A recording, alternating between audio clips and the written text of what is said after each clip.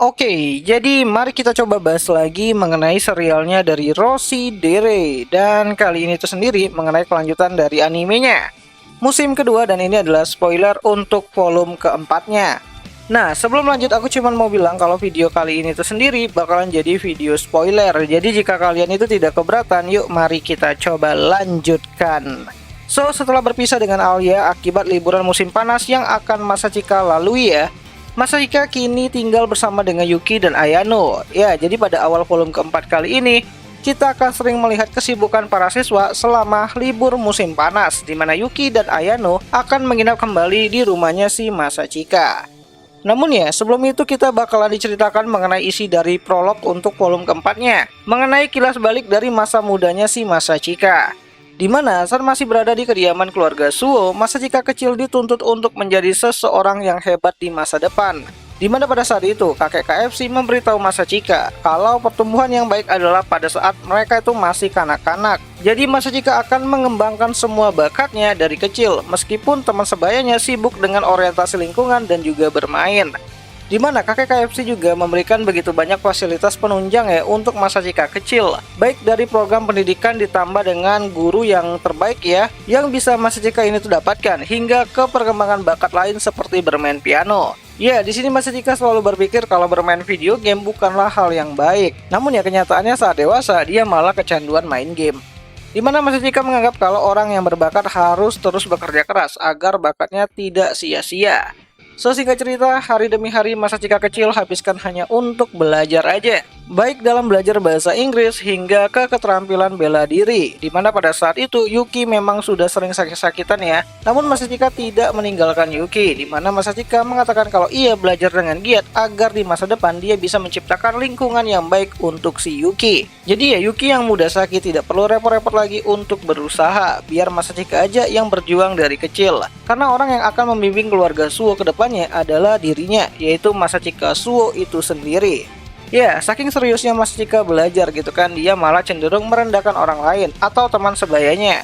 Dimana hal itu membuat Masachika kurang disukai pada saat itu. Bahkan saking tengilnya si Masachika ya, dia tuh pernah berucap kalau dia itu sebenarnya tidak perlu lagi datang ke sekolah untuk belajar. Dimana hal itu membuat guru dan teman satu kelasnya si Masachika merasa kesal dengan ucapan si Masachika. Nah, sebenarnya usaha Masachika untuk menjadi yang terbaik adalah untuk bisa dipuji oleh ibunya. Namun sejak kecil, saat Masachika mulai menunjukkan bakatnya, Yumi Suo, ibu dari Masachika, terus-terusan memuji Masachika sambil memalingkan pandangannya. Yang membuat Masachika berpikir kalau dia tuh belum layak untuk dipuji oleh ibunya dengan sangat tulus. Makanya dia mencoba untuk bisa berusaha lebih baik lagi gitu. Bahkan saat ayahnya tuh sering pergi ya, bekerja dan jarang bertemu dengan si Masachika, ibu Masachika selalu saja menghindari Masachika. Yang membuat Masachika kecil saat itu bersumpah kalau ia tidak ingin lagi tinggal di rumah keluarga Suo tersebut. Dimana menurut si Masachika, usaha yang telah dia lakukan itu terasa sia-sia banget karena tidak ada yang mau memujinya dengan sangat tulus. Sampai pada akhirnya Masachika lebih sering bolos sekolah dan pergi ke rumah kakek dari bapaknya, yaitu si kakek Kuze. Ya, sebenarnya Masachika sering tidak masuk sekolah setelah dia tuh memukul 4 orang anak laki-laki dari kelasnya. Di mana hal itu disebabkan karena anak-anak tersebut datang untuk membuli Yuki dan Masachika tidak menyukai hal tersebut. Ya, meskipun mendapat teguran dari sekolah dan juga keluarganya, namun saat Masachika berada di rumah kakek Kuze, Masachika malah mendapat pujian dari kakeknya tersebut yang mengatakan kalau orang setenang Masachika pasti tidak akan sembarangan memukul orang lain jika bukan untuk hal yang paling dia hargai. Ya, kurang lebih kayak gitulah maksud dari perkataannya si kakek Kuze, di mana Masachika mulai menyukai datang ke rumah kakeknya tersebut sambil menyelesaikan film-film Rusia kesukaan kakeknya. So, kembali ke masa sekarang di mana Yuki kembali menginap di rumahnya si Masachika. Di mana Yuki yang mencoba untuk membangunkan teman kecil kakaknya tersebut, ya seperti biasa ya, sudah menjadi ritual. Yuki ini tuh suka banget gangguin kakaknya. Jadi pada pagi hari tersebut, Yuki juga mencoba untuk membangunkan si Masachika dengan menindihnya dengan perut terbuka. Ya, di sini si Yuki mencoba untuk menciptakan fetish baru untuk si kakaknya. Ya, di sini Yuki mencoba untuk membuat Masachika lepas diri ya. Namun ya, karena Masachika ini tuh adalah MC yang tidak mendukung perilaku incis gitu kan. Makanya Masachika menanggapi rayuan Yuki dengan sangat datar banget. Ya, Yuki juga mencoba untuk memperlihatkan lebih banyak kulitnya, namun Masachika tetap tidak peduli. Sampai pada akhirnya Yuki berniat untuk mengirimkan foto dirinya bersama dengan Masachika kepada si Alia dengan caption yang sangat mengundang perang dua negara. Tapi ya, untungnya di sini Masachika berhasil mencegah Yuki dan hubungannya dengan Alia bisa terselamatkan. Nah, berbeda saat di awal musim pertamanya ya, pada kali ini kebiasaan kakak beradik ini disaksikan oleh Ayano yang siap siaga di balik pintu kamarnya si Masachika, di mana Ayano akan masuk jika Yuki memerintahkan dirinya itu untuk masuk. Bersama dengan sikap siaganya si Ayano jika majikannya Yuki dalam masalah yang cukup besar saat menghadapi si Masachika. Ya, Ayano akan siap datang membantu, namun pada saat ini Ayano lebih tunduk kepada si Masachika daripada Yuki itu sendiri. Apalagi Ayano salah paham kalau ia menganggap Masachika sedang menolong Yuki yang terjepit di bawah kolong tempat tidurnya, padahal itu ulahnya si Masachika sendiri sih. Ya, keluarga kecil ini menghabiskan awal musim panas mereka dengan saling menjahili.